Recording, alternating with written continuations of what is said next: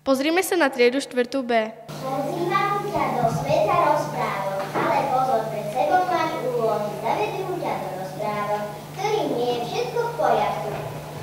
Tak ako Má byť. Verím, že sa ti podarí úlohy vyriešiť. tak, vážení a milí, vítame vás v našom čokoládovom kráľovstve.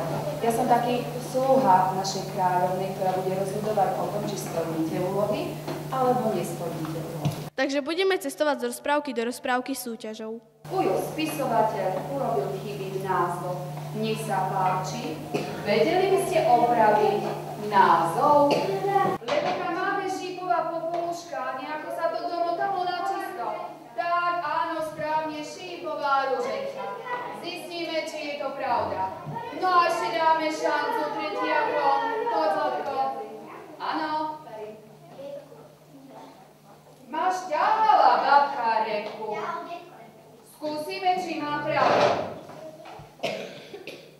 Je to správne? Tak, vážení, udeľujem vám jednej a druhej triede po pravinke. A veď kto by nemal rád čokoládu? Ďalšia úloha. Uhárni postavy.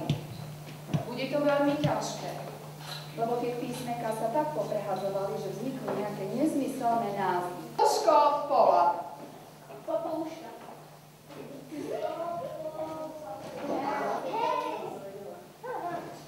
No a teraz už nikto toto nemladne, verím, že nie. Chamaco.